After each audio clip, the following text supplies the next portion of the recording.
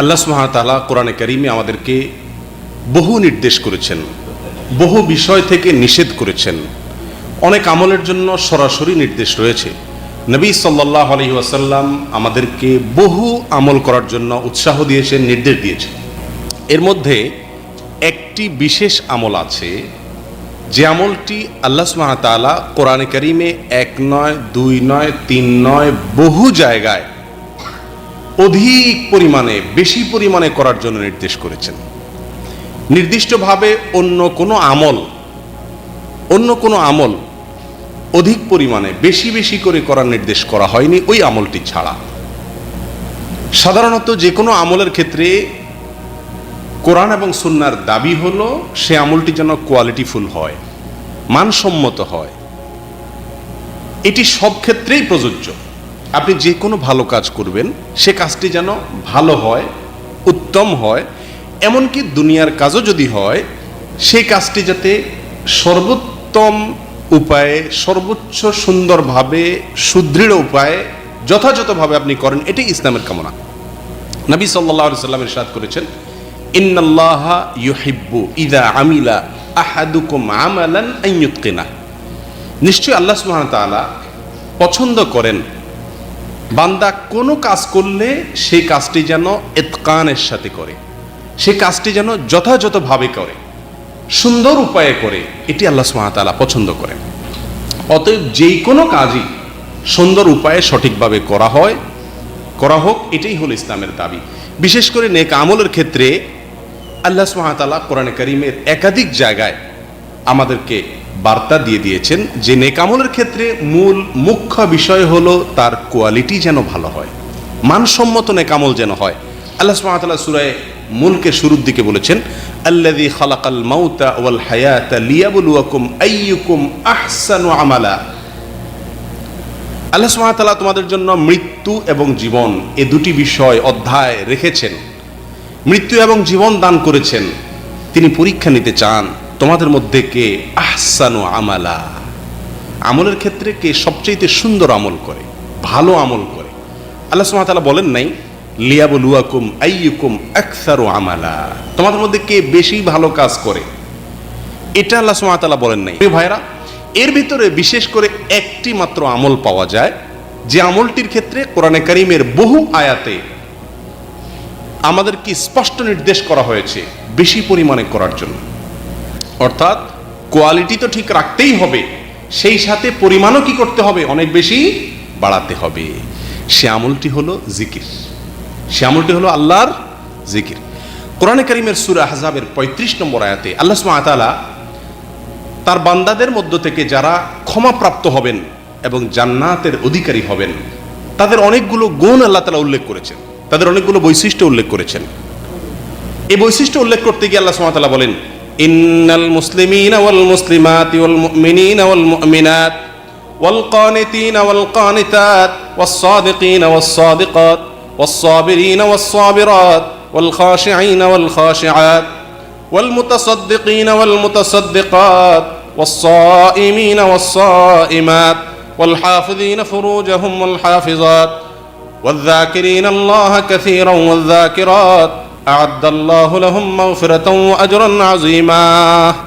নিশ্চয়ই যারা মুসলিম, ইসলাম গ্রহণ করে, আল্লাহর কাছে আত্মসমর্পণ করে, বাহ্যিক অঙ্গ প্রত্যঙ্গগুলোকে আল্লাহর নির্দেশ মোতাবেক পরিচালিত করে, সেরকম পুরুষ নারী পুরুষ, যারা ঈমান আনে সেরকম পুরুষ এবং নারী, যারা আল্লাহর আনুগত্য করে, আল্লাহর কথা শুনে সেরকম পুরুষ এবং নারী, যারা সত্যবাদিতার সাথে চলাফেরা করে দুনিয়াতে, সত্যবাদী এরকম পুরুষ এবং নারী, যারা ধৈর্য ধারণ করে এরকম পুরুষ এবং নারী, যারা আল্লাহর ভয়কে অন্তরে লালন করে, পোষণ করে, অন্তরের আল্লাহর ভয় রাখে এরকম পুরুষ এবং নারী, এবং যারা আল্লাহর জন্য সাদকা করে, দান করে এরকম পুরুষ এবং নারী, যারা সিয়াম রাখে, রোজা রাখে আল্লাহকে সন্তুষ্ট করবার জন্য এরকম পুরুষ এবং নারী, যারা তাদের লজ্জাস্থানকে হেফাজত করে, অপাত্রে ব্যবহার করে না, চরিত্রকে সংরক্ষণ করে, হেফাজত করে এরকম পুরুষ এবং নারী।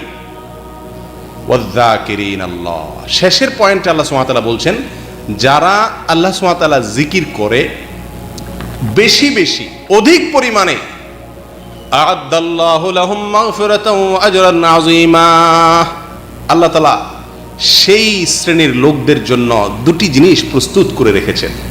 তাদের জন্য আল্লাহ সুবহানাহু ওয়া তাআলা ক্ষমা রেডি করে রেখেছেন, ক্ষমাকে আল্লাহ সুবহানাহু ওয়া তাআলা প্রস্তুত করে রেখেছেন, এবং আজরে আযীম, মহা প্রতিদান, মহা পুরস্কার, জান্নাত আল্লাহ সুবহানাহু ওয়া তাআলা তাদের জন্য প্রস্তুত করে রেখেছেন। কাদের জন্য ভাই? যাদের ভিতরে এই গুণগুলো আছে, যারা ইসলাম গ্রহণ করবে, যারা ঈমান আনয়ন করবে, যারা আল্লাহর আনুগত্য করবে, যারা সত্যবাদী হবে, যারা ধৈর্য ধারণ করবে, যারা আল্লাহর ভয় অন্তরে লালন করবে, যারা আল্লাহর জন্য দান সদকা করবে, যারা সওম বা রোজা রাখবে, যারা লজ্জাস্থানের হেফাজত করবে, এই 9টি গুণ যাদের মধ্যে আছে, সেই সাথে 10 নম্বর গুণ থাকবে। সেটা কি? না, শুধু জিকিরের কথা আল্লাহ বলেন নাই। মজার বিষয় হলো এই আয়াতে আল্লাহ সুবহানাহু ওয়া তাআলা অন্য সব 9টি, প্রথম 9টি গুণের ক্ষেত্রে আল্লাহ তাআলা সাধারণভাবে বলেছেন আল্লাহর ভয় লালন করা, সদকা করা, ধৈর্য ধারণ করা, রোজা রাখা। কোনোটার ক্ষেত্রে আল্লাহ সুবহানাহু ওয়া তাআলা বলেন নাই বেশি বেশি রোজা রাখে, বেশি বেশি সদকা করে, এটা বলেন নাই। শুধু রমজানের রোজা রাখছেন, নাজাতের জন্য যথেষ্ট। শুধু ফরজ যাকাত দিচ্ছেন, নাজাতের জন্য যথেষ্ট। কিন্তু ভাই, এই শেষের আমলটির ক্ষেত্রে আল্লাহ সুবহানাহু ওয়া তাআলা বলছেন ওয়ায-যাকিরিনাল্লাহা কাসীরান ওয়ায-যাকিরাত, যারা আল্লাহর জিকিরটা বেশি বেশি করে। তাহলে বোঝা গেল একজন মানুষ জান্নাত পেতে হলে, একজন মানুষ আল্লাহর ক্ষমা পেতে হলে, তাকে অন্য সমস্ত নেক আমলগুলো যথাযথ উপায়ে পরিমাণ মতো আল্লাহ যতটুকু ধার্য করে দিয়েছেন ততটুকু করার পাশাপাশি একটি আমল সবচাইতে বেশি পরিমাণে করতে হবে। সেটা কোনটা? আল্লাহর জিকির। আল্লাহ আয়াতে বলেছেন ওয়ায-যাকিরিনাল্লাহা কাসীরা ওয়ায-যাকিরাত, যারা আল্লাহর জিকিরটা বেশি বেশি করে এরকম নারী পুরুষদেরকে আল্লাহ ক্ষমা করবেন এবং মহাপুরস্কার দিবেন। প্রিয় ভাইয়েরা, আল্লাহ সুবহানাহু ওয়া তাআলা কোরআনে কারীমের সূরা আলে ইমরানের 41 নম্বর আয়াতে তার নবী জাকারিয়া আলাইহিস সালাতু ওয়াস সালামকে উপদেশ দিচ্ছেন একটি আমলকে বেশি করে করার জন্য আল্লাহ তাআলা নির্দেশ করছেন। সেটি কি?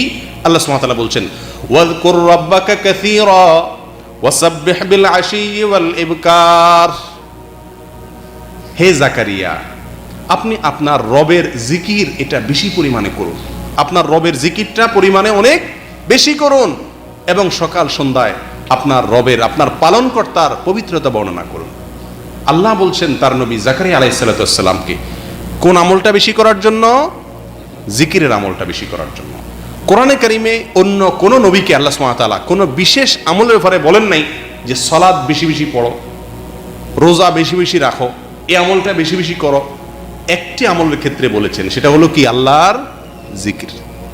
প্রিয় ভাইয়েরা, মুসা আলাইহিস সালাতু ওয়াস সালাম আল্লাহর নবী, তিনি আল্লাহর কাছে তার ভাই হারুন আলাইহিস সালাতু ওয়াস সালামকে নবী হিসাবে ফেরাউনকে দাওয়াত দিতে যাওয়ার সময় সঙ্গী হিসাবে চেয়েছেন, এবং কারণ হিসাবে উল্লেখ করেছেন সূরা তাহা। আল্লাহ সুবহানাহু ওয়া তাআলা মুসা আলাইহিস সালাতু ওয়াস সালামের সেই ভাষ্যকে উল্লেখ করেছেন এভাবে কাইনুসাব্বিহাকা কাসীরান ওয়া নাযকুরাকা কাসীরা, হে আল্লাহ, আমি আমার ভাই হারুনকে আমার সঙ্গে ফেরাউনকে দাওয়াত দিতে যাওয়ার সময় সঙ্গী হিসাবে আপনার কাছে চাইছি। কেন? কাইনুসাব্বিহাকা কাসীরান ওয়া নাযকুরাকা কাসীরা, যেন আমরা দোনো ভাই মিলে আপনার জিকির বেশি করতে পারি, আপনার পবিত্রতা বেশি বর্ণনা করতে পারি। মুসা আলাইহিস সালাতু ওয়াস সালাম যে আমলটি বেশি করতে চাচ্ছেন সেটা হলো কোনটা? আল্লাহর জিকির। বেশি বেশি করতে চাচ্ছেন, আল্লাহর কাছে আকাঙ্ক্ষা প্রকাশ করছেন, ভাইকে চাইছেন সঙ্গী হিসাবে। কেন? বেশি বেশি আল্লাহর জিকির করার জন্য। বেশি বেশি আল্লাহর জিকিরের গুরুত্ব আল্লাহর নবী মুসা আলাইহিস সালাতু ওয়াস সালাম খুব ভালো করে উপলব্ধি করেছেন। সেজন্যই আল্লাহর জিকির বেশি বেশি করবার জন্য আল্লাহর কাছে কি চাচ্ছেন? সাহায্য চাইতেছেন। প্রিয় ভাইরা, সূরা তাহার আয়াতের পাশাপাশি আল্লাহ সুবহানাহু ওয়া তাআলা সূরা আহজাবের 41 নম্বর আয়াতে সাধারণভাবে আমাদের সমস্ত মুমিনদেরকে নির্দেশ করছেন, ইয়া আইয়ুহাল্লাযীনা আমানু যকুরুল্লাহা যিকরান কাসীরা ওয়াসাব্বিহুহু বুকরাতাও ওয়া আসীলা, হে ঈমানদারেরা, যারা আল্লাহর প্রতি ঈমান আনয়ন করেছো, তোমরা তোমাদের রবের আল্লাহর জিকির বেশি পরিমাণে করো, আল্লাহর জিকির বেশি পরিমাণে করো। উযকুরুল্লাহা যিকরান কাসীরা, আল্লাহর জিকিরটা বেশি করে করো।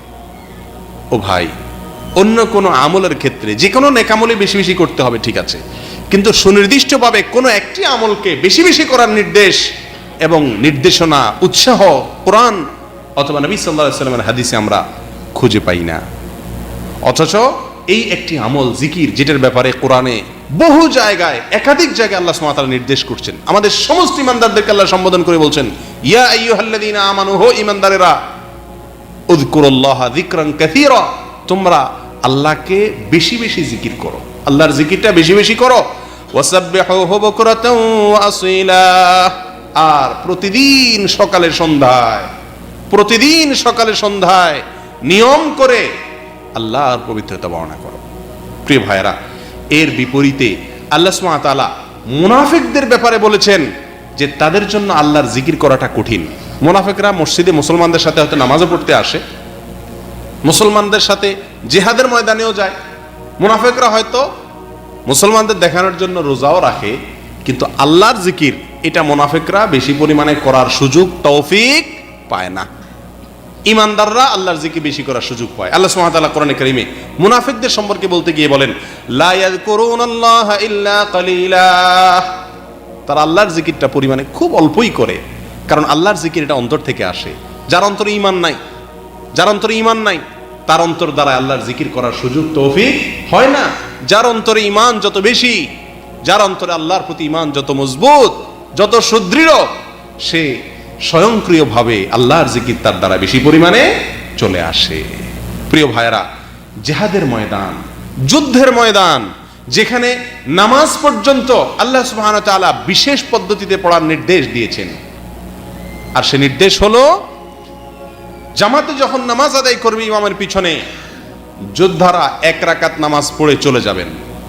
অন্য কোথাও এক রাকাত নামাজ পড়ে ইমাম সাহেবের রেখে চলে যাওয়ার বিধান আছে, কিন্তু যুদ্ধের ময়দানে আছে এক রাকাত নামাজ পড়ে যোদ্ধারা চলে যাবে।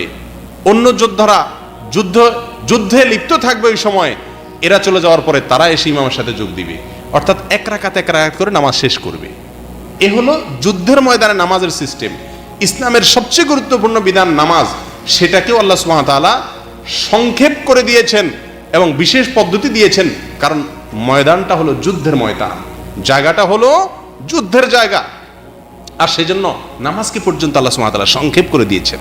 প্রিয় ভাইরা, সেই জায়গায়, যে যুদ্ধের ময়দানে অনেক বিধান আল্লাহ সুবহানাহু ওয়া তাআলা শিথিল করে দিয়েছেন, অনেক বিধান আল্লাহ সুবহানাহু ওয়া তাআলা শিথিল করে দিয়েছেন, সেই যুদ্ধের ময়দানে আল্লাহ সুবহানাহু ওয়া তাআলা তার জিকিরের এই আমলটিকে সেখানেও বেশি পরিমাণ করার জন্য নির্দেশ করেছেন। সুবহানাল্লাহ। আল্লাহ সুবহানাহু ওয়া তাআলা বলেন, ইয়া আইয়ুহাল্লাযীনা আমানু ইযা লাকীতুম ফিআতান ফাসবুতু ওয়াযকুরুল্লাহা কাসীরান লাআল্লাকুম তুফলিহুন। ও ঈমানদারেরা, তোমরা যদি কোনো বাহিনীর সঙ্গে মিলিত হও যুদ্ধে, তো সে অবস্থায় তোমরা দৃঢ়পদ থাকবে, পিছপা হবে না, যত কষ্টই আসুক পলায়ন করবে না যুদ্ধ থেকে, প্রয়োজনে আল্লাহর জন্য জীবন দিয়ে দিবে, সামনে অগ্রসর হবে, দৃঢ়পদ থাকবে। আর একটি আমলের ক্ষেত্রে আল্লাহ সুবহানাহু ওয়া তাআলা বলছেন, উপদেশ দিচ্ছেন, নির্দেশ দিচ্ছেন, ওয়াযকুরুল্লাহা কাসীরা, যুদ্ধের ময়দানে গিয়েও তোমরা আল্লাহর জিকিরটা বেশি পরিমাণে করো। সুবহানাল্লাহ। যে আমলটি আল্লাহ তাআলা যুদ্ধের ময়দানেও বেশি করতে বলছেন, সেটার নাম কি ভাই? আল্লাহর জিকির। সুবহানাল্লাহ ওয়া বিহামদি। প্রিয় ভাইরা, এরকম একটি আমল, এত গুরুত্বপূর্ণ আমল, যুদ্ধের ময়দানেও বেশি করতে বলেছেন। ঈমানদারের আলামত হলো আল্লাহর জিকির বেশি বেশি করবে। মুনাফিকের আলামত আল্লাহর জিকির বেশি করার তৌফিক হবে না।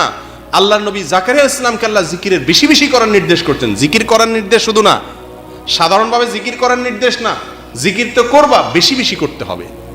মুসা আলাইহিস সালাম বেশি বেশি জিকির করতে চাইছেন। আল্লাহ সুবহানাহু ওয়া তাআলা ঈমানদারদেরকে সাধারণভাবে বেশি বেশি জিকিরের নির্দেশ করেছেন।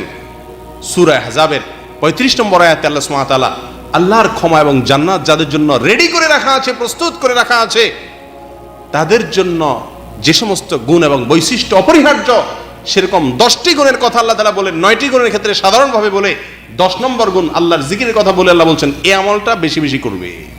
তাদের মার্কা হলো এই আমলটা তারা বেশি বেশি করবে। প্রিয় ভাইরা, এতগুলো আয়াত থেকে আমরা যে বার্তাটা পাই সেটি হলো কোরআন এবং সুন্নাহর একটি মাত্র আমল পাওয়া যায় যে আমলটিকে বেশি বেশি পরিমাণে সবচাইতে বেশি বেশি করতে বলা হয়েছে সে আমলটা হলো কি আল্লাহর জিকির। যেহেতু এই আমলটা বেশি বেশি করতে নির্দেশ করা হয়েছে, এই জন্য এই আমল করা আল্লাহ সহজ করে দিয়েছেন। এই আমল করা আল্লাহ তাআলা কি দিয়েছেন? সহজ করে দিয়েছেন। এই আমল করতে ওযু লাগে না, বিনা ওযুতেও আল্লাহর জিকির করা যায়। গোসল লাগে না, বিনা গোসলেও আল্লাহর জিকির করা যায়। টাকা পয়সা লাগে না, বিনা পয়সায় আল্লাহর জিকির করা যায়। খুব বেশি কষ্ট পরিশ্রম করা লাগে না, সর্বাবস্থা আল্লাহর জিকির করা যায়। হ্যাঁ, শুয়ে বসে দাঁড়িয়ে সর্বাবস্থায় কিয়ামান ওয়া কুউদান ওয়া আলা জুনুবিহিম, দাঁড়িয়ে বসে শুয়ে সর্বাবস্থায় কি করা যায়? আল্লাহর জিকির করা যায়। সবচেয়ে সহজ আমল না? যে আমলটা সবচেয়ে পরিমাণে বেশি করতে হবে, আল্লাহ সুবহানাহু ওয়া তাআলা সেই আমলটাকে আমাদের জন্য সবচেয়ে কি করে দিয়েছেন? সহজ করে দিয়েছেন। অতএব এই আমলটা, এর চাইতে সহজ আমল ইসলামে আর খুঁজে পাওয়া যায় না। অতএব এই আমলটা বেশি বেশি করা দরকার কি দরকার না ভাই? প্রিয় ভাইয়েরা, এই আমলটির জন্য বিশেষ কোনো সময়ও ধার্য করা হয় নাই। 24 ঘন্টার যে কোনো সময় আপনি করতে পারেন, কোনো নির্দিষ্ট কোনো সময় নাই। এর জন্য সম্পদের প্রয়োজন হয় না, এর জন্য কষ্ট মেহনতের প্রয়োজন হয় না, ওযু গোসলের প্রয়োজন হয় না, কিবলামুখী হওয়ার প্রয়োজন হয় না, কোনো কিছুর প্রয়োজন হয় না। একটা জিনিসের প্রয়োজন হয়, কি সেটা? আল্লাহর তৌফিক। আল্লাহর তৌফিক। আর যদি আল্লাহর তৌফিক না হয়, তাহলে এত সহজ করে দেওয়ার পরও এই আমলটি করা সহজ হয় না। আল্লাহ সুবহানাহু ওয়া তাআলা আমাদের সকলকে অধিক পরিমাণে জিকির যারা করে সেরকম ইমানদারদের মধ্যে শামিল হওয়ার তৌফিক দান করুন। প্রিয় ভাইয়েরা, আল্লাহর জিকির জিনিসটা কি? আল্লাহর জিকির বিষয়টা কি? জিকির শব্দের অর্থ হলো স্মরণ। জিকির শব্দের অর্থ কি? স্মরণ করা, উল্লেখ করা। আল্লাহর জিকির সাধারণত দুই ভাবে হতে পারে। এক, মুখ দিয়ে আল্লাহর জিকির করা। দুই, অন্তর দিয়ে আল্লাহর কথা স্মরণ করা। একটি মানুষ যে আমার জীবনকে রক্ষা করেছে, আমার মৃত্যুদণ্ডের ঘোষণা হয়ে গেছে, তার মাধ্যমে আমি জীবন পেয়েছি ফিরে, এই লোকটির কথা আমার বারবার জীবনে মনে পড়বে কি পড়বে না? সারাক্ষণ পড়বে কি পড়বে না? কৃতজ্ঞতা আসবে কি আসবে না? ঠিক তেমনি ভাবে রব্বুল আলামিন, যার হাতে আমার জীবন মরণ, যিনি আমাকে বহু বিপদ থেকে জীবনে রক্ষা করেছেন, রক্ষা করে চলেছেন, যিনি আমাকে বাঁচিয়ে রেখেছেন, সেই রব্বুল আলামিনের কথা অন্তরে স্মরণ করা, তার প্রতি কৃতজ্ঞতা অন্তরে লালন করা, এটা হলো অন্তরের জিকির। আল্লাহর কথা অন্তরে মাঝে মধ্যে স্মরণ আসা। প্রিয় ভাইয়েরা, অন্তরে অনেকের কথাই স্মরণ আসে। দিন এবং রাতে 24 ঘন্টার ভেতরে আল্লাহর কথা একাকী অন্তরে কতবার আমাদের স্মরণ আসে? এটি একটি গুরুত্বপূর্ণ প্রশ্ন। এই প্রশ্নটি আমরা আজ প্রত্যেকে যার যার নিজেকে আমরা করি। যে আমলটি আল্লাহ পরিমাণে বেশি করতে বলেছেন সে আমলটি বেশি দূরে থাক, কমও কি আমরা করি? প্রিয় ভাইয়েরা, অন্তরের জিকিরের পাশাপাশি মুখের জিকির হলো মুখ দিয়ে আল্লাহ সুবহানাহু ওয়া তাআলার প্রশংসা, আল্লাহর পবিত্রতা, আল্লাহর একত্ববাদ, আল্লাহর বড়ত্বের বর্ণনা মুখ দিয়ে করতে থাকা। সুবহানাল্লাহ, আলহামদুলিল্লাহ, লা ইলাহা ইল্লাল্লাহ, আল্লাহু আকবার, সুবহানাল্লাহি ওয়া বিহামদিহি, সুবহানাল্লাহিল আযীম।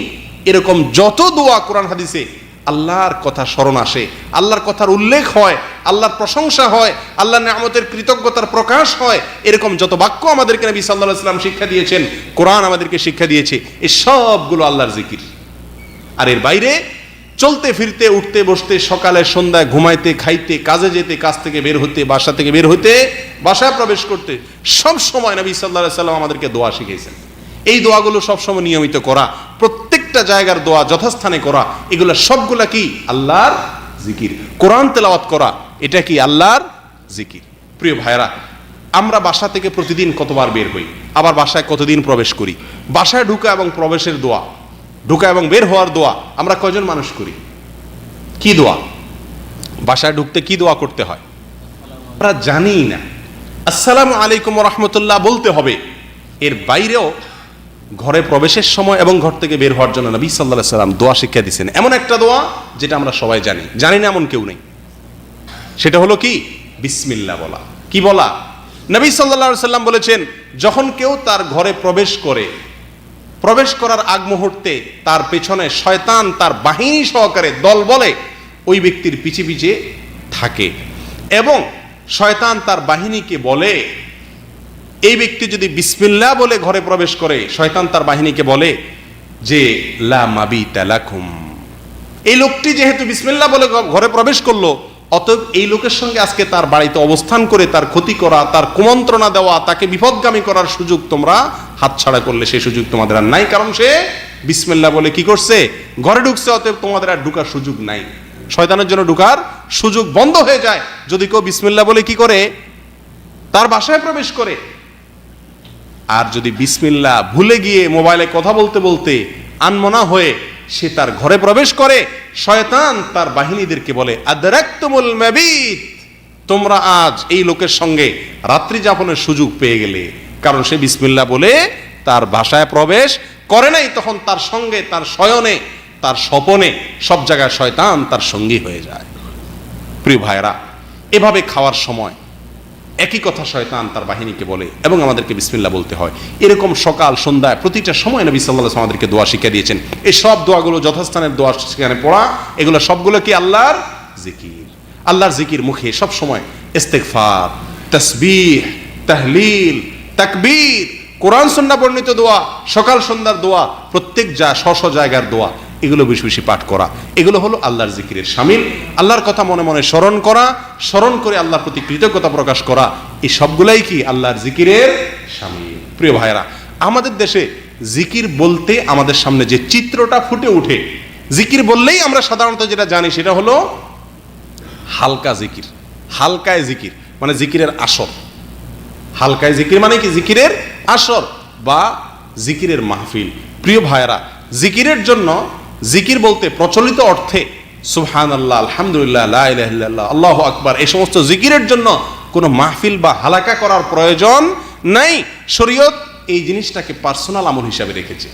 নবী সাল্লাল্লাহু আলাইহি সাল্লাম কখনো একত্রিত হয়ে জিকিরের নির্দেশ করেন নাই, সাহাবা একরামও করেননি। জিকির যার যারটা শেষে ব্যক্তিগতভাবে করবে এমন একটি আমল। আল্লাহ সুবহানাহু